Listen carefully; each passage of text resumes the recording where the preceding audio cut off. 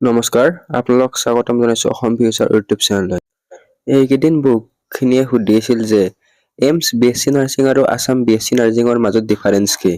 তো এইটো ভিডিঅ'ত আজি আমি AIIMS BSc nursing, all India institute of medical science আৰু আছাম BSc নাৰ্ছিঙৰ মাজত এটা কম্পেয়াৰ বা ডিফাৰেন্সৰ ওপৰত আলোচনা কৰিম। তো যিহেতু দুয়োটাই BSc নাৰ্ছিং কোৰ্চ, তো দুয়োটাৰ মাজত কি চিমিলাৰিটি আছে আৰু কি বেলেগ তো সেইখিনি আছে এইটো ভিডিঅ'ত। তো ভিডিঅ'টো একেবাৰে চিম্পল ভাষাত বুজাব চেষ্টা কৰিম, একেবাৰে বেছিকখিনি বুজাই দিম। তো যদি আপোনালোকে আমাৰ চেনেলটোত প্ৰথমবাৰৰ বাবে আহিছে তেন্তে ছাবস্ক্ৰাইব কৰি কাষত থকা বেল আইকনটো অন কৰি থৈ দিব। আৰু আমাৰ হোৱাটছআপ গ্ৰুপতো জইন কৰি ল'ব, লিংকটো ডেছক্ৰিপশ্যনত দিয়া আছে। তো ইয়াৰে কম্পেয়াৰটো আমাৰ ৱেবছাইট www.asamfuture.in ত দি দিয়া হৈছে। তো ইয়াৰে ৱেবছাইটটোত এইবিলাক ডিটেইলছ দিয়া আছে। আমাৰ ৱেবছাইটটো আপোনালোক চাবৰ কাৰণে গুগলত asamfuture.in বুলি চাৰ্চ কৰিলে হ'ব। তো গুগলত এনেকৈ asamfuture.in বুলি চাৰ্চ কৰাৰ পিছত ডাইৰেক্ট এনেকৈ ৱেবছাইটটো আহি যাব। এই পোষ্টটোৰ লিংক ডেছক্ৰিপশ্যনত দি দিম। তাৰপিছত ইয়াতে আপোনালোকে প্ৰথমতে ক্লিক কৰিব পাৰিব। তাৰপিছত ইয়াতে সম্পূৰ্ণ কম্পেয়াৰ কৰা আছে। তো প্ৰথমতে এইমছ BSc নাৰ্ছিং আৰু অসম BSc নাৰ্ছিঙৰ কেইটামান পইণ্ট দিয়া আছে। তো প্ৰথমতে কোৱালিটি অফ এডুকেশ্যন দিয়া আছে। তো আছাম BSc নাৰ্ছিঙৰ তুলনাত এইমছ BSc নাৰ্ছিংটো হাই ষ্টেণ্ডাৰ্ডৰ হয়। তো এইমছ BSc নাৰ্ছিঙৰ লেভেলটো অসম লেভেলতকৈ ওপৰত হয়।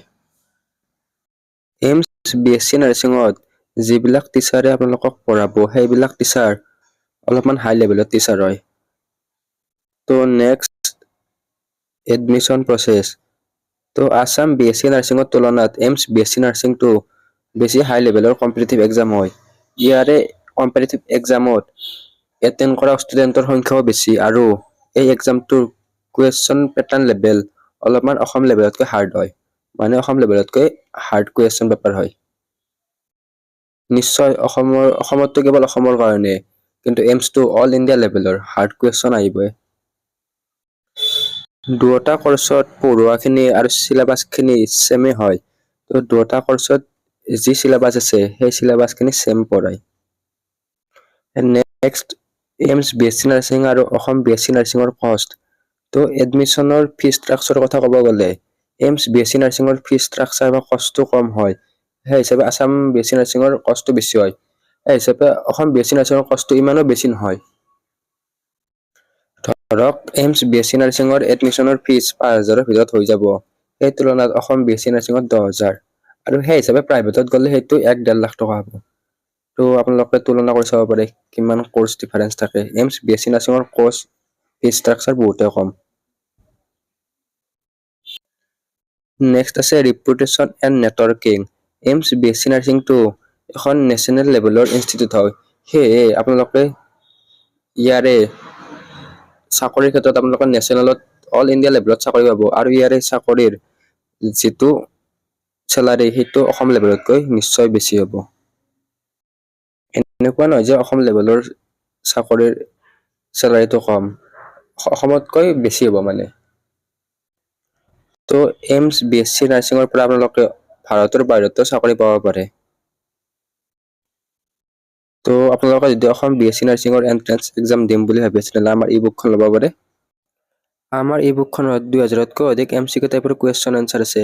ইয়াতে ফিজিক্স, কেমেষ্ট্ৰি, বায়'লজি আৰু ইংলিছৰ MCQ টাইপ কুৱেশ্যন এনচাৰ পাব। এই ই বুকখনৰ প্ৰাইচ মাত্ৰ 129, 129 টকা।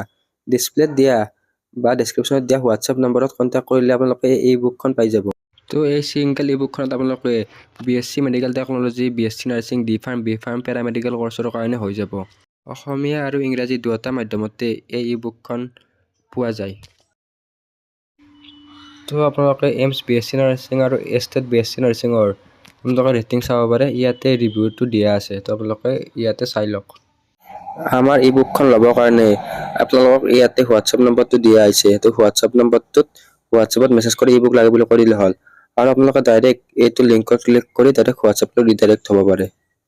নেক্সট ইয়াতে আমাৰ হোৱাটছএপ গ্ৰুপৰ লিংকো দিয়া আছে। তো ইয়াতে ক্লিক কৰিলে আপোনালোকে আমাৰ হোৱাটছএপ গ্ৰুপত জইন হ'ব পাৰিব। নেক্সট ইয়াৰে অফিচিয়েল ৱেবছাইট কি? তো এইমছ BSc নাৰ্ছিঙৰ অফিচিয়েল ৱেবছাইটটো হৈছে এইটো। তো আপোনালোকে এতিয়ালৈকে যদি এপ্লাই কৰা নাই এপ্লাই কৰি ল'ব পাৰিব। ইয়াতে ক্লিক কৰিলে আপোনালোকৰ অফিচিয়েল ৱেবছাইটলৈ ৰিডাইৰেক্ট কৰিব। তাৰপিছত অসমৰ অফিচিয়েল ৱেবছাইটটো হৈছে এইটো। তো SSUHS টো অসমৰ অফিচিয়েল ৱেবছাইট BSc নাৰ্ছিঙৰ। ইয়াতে ক্লিক কৰিলে আপোনালোকে SSUHS ৰ অফিচিয়েল ৱেবছাইটলৈ ৰিডাইৰেক্ট কৰিব। তো ইয়াৰ বাহিৰেও আৰু কেইটামান কম্পেৰিজন আছে। তো ইয়াতে টপিক হিচাপে দিয়া আছে এইমছ BSc নাৰ্ছিং আৰু আছাম BSc নাৰ্ছিং। তো প্ৰথমতে লেভেলটো দিয়া আছে। এইমছ BSc নাৰ্ছিংটো নেশ্যনেল লেভেলৰ এন্ট্ৰেন্স এক্সাম হয়। এইমছ BSc নাৰ্ছিংটো ষ্টেট লেভেলৰ হয়। তাৰপিছত এইমছ BSc নাৰ্ছিংটোৰ এক্সামটো কণ্ডাক্ট কৰাই all India institute of medical science new Delhi, যিখন নিউ দিল্লীত এইমছ আছে সেইখনে কণ্ডাক্ট কৰায়। আৰু আছাম BSc নাৰ্ছিংটো কণ্ডাক্ট কৰে Srimanta Sankardev university of health science, চমুকৈ SSUHS। তাৰপিছত দুয়োটাই UG কোৰ্চ হয়, দুয়োটা আণ্ডাৰ গ্ৰেজুৱেশ্যন ডিগ্ৰী কোৰ্চ হয়। নেক্সট চিট কেপাচিটিৰ কথা চাবলৈ গ'লে চিট কেপাচিটি এইমছ BSc নাৰ্ছিঙৰ অল ইণ্ডিয়াত চিট আছে 1231টা, মানে অল ইণ্ডিয়াত 1231টা চিট আছে। কিন্তু কেৱল অসমৰ ক্ষেত্ৰত চাবলৈ গ'লে অসমত টোটেল চিট আছে 60টা। অসমত থকা এইমছ BSc নাৰ্ছিংখন হৈছে গুৱাহাটীৰ চাংচাৰিত আছে। তো তাত টোটেল 60টা চিট আছে। আৰু এইফালে অসম BSc নাৰ্ছিঙৰ চিট কেপাচিটি চাব গ'লে অসমত টোটেল 240টা বা এতিয়া ইনক্ৰিজ হ'ব পাৰে সেইখিনি মান চিট আছে। এপ্ৰক্সিমেটলি 800টা চিট ধৰিব পাৰে। তো AMCত 60টা, GMCত 60টা, শিলচৰত 60টা, যোৰহাটত 30টা বুলি শুনিছো আৰু কোকৰাঝাৰত 30টা। দুটা এন্ট্ৰেন্স এক্সামৰে অনলাইন এপ্লিকেশ্যন ফৰ্ম হ'ব। দুটা আপোনালোকে অনলাইন এপ্লাই কৰিব লাগিব। নেক্সট এপ্লাই লাষ্ট ডেট আৰু এপ্লিকেশ্যন ফৰ্ম। এইমছ BSc নাৰ্ছিঙৰ অনলাইন এপ্লাই ষ্টাৰ্ট হৈ গৈছে, কিন্তু অসম লেভেলৰ BSc নাৰ্ছিঙৰ এপ্লাই ষ্টাৰ্ট হোৱা নাই। তো এইমছ BSc নাৰ্ছিঙৰ প্ৰথমতে বেচিক ৰেজিষ্ট্ৰেশ্যন কৰিব লাগিব, তাৰপিছত ফাইনেল ৰেজিষ্ট্ৰেশ্যন। আৰু এইমছ BSc নাৰ্ছিঙৰ এটাই ৰেজিষ্ট্ৰেশ্যন কৰিলে হ'ল। তো এইমছ BSc নাৰ্ছিঙৰ বেচিক ৰেজিষ্ট্ৰেশ্যনৰ লাষ্ট ডেট হৈছে 4 এপ্ৰিল তাৰিখ। তো এইটো ভিডিঅ' 2 এপ্ৰিল তাৰিখে বনোৱা হৈছে। তো এইমছ BSc নাৰ্ছিঙৰ লাষ্ট ডেটলৈকে আৰু 2 দিন আছে। ইয়াৰে লাষ্ট ডেটটো এক্সটেণ্ড কৰিব বুলি দিয়া নাই। যদি আপোনালোকে এতিয়ালৈকে এইমছ BSc নাৰ্ছিঙৰ এপ্লাই কৰা নাই এপ্লাই কৰি ল'ব। আৰু ইয়াৰে প্ৰথমতে বেচিক ৰেজিষ্ট্ৰেশ্যন কৰিব লাগিব। বেচিক ৰেজিষ্ট্ৰেশ্যনৰ পিছতে আপোনালোকে ফাইনেল ৰেজিষ্ট্ৰেশ্যন কৰিব লাগিব। তো বেচিক ৰেজিষ্ট্ৰেশ্যনটো কৰি কিনে ফাইনেল ৰেজিষ্ট্ৰেশ্যন কৰিব লাগিব। ফাইনেল ৰেজিষ্ট্ৰেশ্যনৰ লাষ্ট ডেট হৈছে 12 এপ্ৰিল তাৰিখে। আৰু আছাম BSc নাৰ্ছিঙৰ এতিয়ালৈকে এপ্লাই ষ্টাৰ্ট দিয়া নাই। ইয়াৰে এপ্লাই ষ্টাৰ্ট হোৱাৰ সম্ভাৱনীয়তা ডেট হৈছে এপ্ৰিলৰ লাষ্ট উইক নহ'লে মে'ৰ ফাৰ্ষ্ট উইক। তো এইটো কুৱেশ্যন মোক বহুতে সুধি থাকে যে অসমৰ BSc নাৰ্ছিঙৰ অনলাইন এপ্লাই কেতিয়া ষ্টাৰ্ট হ'ব। তো আগৰ ভিডিঅ'টো কৈছোঁ, এইটো ভিডিঅ'টো কৈ দিলোঁ যে আছাম BSc নাৰ্ছিঙৰ অনলাইন এপ্লাই এপ্ৰিলৰ লাষ্টত নহ'লে মে'ৰ ফাৰ্ষ্ট উইকত হোৱা বহুতে সম্ভাৱনা আছে। তো এতিয়ালৈকে ইয়াৰে কোনো ধৰণৰ নটিচ দিয়া নাই। যেতিয়াই নটিচ দিয়ে আমাৰ চেনেলত আগতে দিবলৈ চেষ্টা কৰিম। সেইকাৰণে আপোনালোকৰ চেনেলটো ছাবস্ক্ৰাইব কৰি কাষত থকা বেল আইকনটো অন কৰি থৈ দিব। তো আপোনালোকে যদি বেল আইকনটো অন কৰি থৈ দিয়ে তেতিয়া নটিফিকেশ্যনবিলাক আগতে হ'ব। এতিয়াও এনেকুৱা বহুত ষ্টুডেণ্ট আছে যি এইমছ BSc নাৰ্ছিঙৰ এপ্লাইৰ কথা গমেই পোৱা নাই। তেওঁলোকে এপ্লাই শেষ হোৱাৰ পিছত ক'ব যে এতিয়া এপ্লাই কৰিব পাৰি নে নাই। তো সেইকাৰণে আৰু আপোনালোকৰ চেনেলটো ছাবস্ক্ৰাইব কৰি বেল আইকনটো অন কৰি থৈ দিব। এতিয়া এক্সাম মোডটো আলোচনা কৰোঁ। তো এক্সামটো এইমছ BSc নাৰ্ছিঙৰ এক্সামটো অনলাইন হ'ব। তো আপোনালোকে কম্পিউটাৰ বেছ টেষ্ট দিব লাগিব।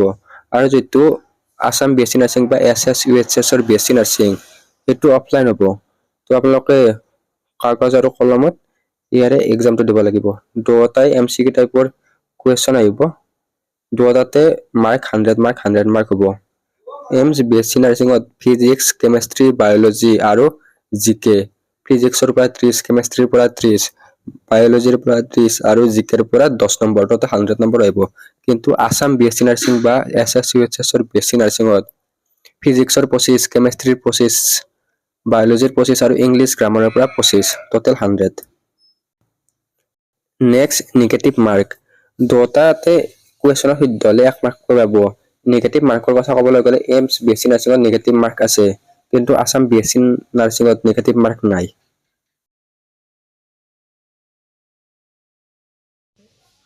নেক্সট এক্সামৰ মিডিয়াম। এইমছ BSc নাৰ্ছিংটো ইংলিছ মিডিয়ামত হ'ব, কিন্তু আছাম BSc নাৰ্ছিংটো অসমীয়া আৰু ইংলিছ দুয়োটা মিডিয়ামতে থাকিব। আপোনালোকে এপ্লাই কৰোঁতে মিডিয়াম চইচ কৰাৰ দৰকাৰ নাই। আছাম BSc নাৰ্ছিঙত কুৱেশ্যন পেপাৰখন দুয়োটা মিডিয়ামতে থাকিব। আপোনালোকে আৰ্টিকেলটোৰ তলৰ ফালে স্ক্ৰল ডাউন কৰিলে তাত BSc পেৰামেডিকেল কোৰ্চৰ ডিটেইলছ দিয়া আছে। তো এইমছ BSc পেৰামেডিকেল কোৰ্চৰ আপোনালোকে eligibility criteria, seat capacity, course and college এই ডিটেইলছখিনি চাই ল'ব পাৰে। ইয়াতে ক্লিক কৰিলে আপোনালোকে ডাইৰেক্ট ইউটিউবলৈ ৰিডাইৰেক্ট কৰিব। এইমছ BSc নাৰ্ছিংখনৰ লোকেশ্যন হৈছে চাংচাৰী, কামৰূপ নিয়াৰ গুৱাহাটী। ইয়াতে চিট কেপাচিটি 60টা আছে। ইয়াৰে এক্সাম ডেটটো হৈছে 8 জুন তাৰিখ। এক্সাম চেণ্টাৰটো গুৱাহাটীত হ'ব। তো এইটো ভিডিঅ'ত আছাম BSc নাৰ্ছিং আৰু এইমছ BSc নাৰ্ছিঙৰ মাজত কিছুমান ডিফাৰেঞ্চ বুজাবলৈ চেষ্টা কৰিলোঁ। আৰু ইয়াৰ বাহিৰেও বহুকেইটা ডিফাৰেঞ্চ আছে যিবিলাক তেতিয়া হোৱা নাই। তো আশা কৰোঁ আপোনালোকে ভিডিঅ'টো ভাল পালে। ভিডিঅ'টো আপোনালোকৰ বন্ধুবৰ্গৰ সৈতে শ্বেয়াৰ কৰি দিব। আৰু যদি এতিয়ালৈকে আমাৰ চেনেলটো ছাবস্ক্ৰাইব কৰা নাই তেন্তে ছাবস্ক্ৰাইব কৰি কাষত থকা বেল আইকনটো অন কৰি থৈ দিব। ধন্যবাদ।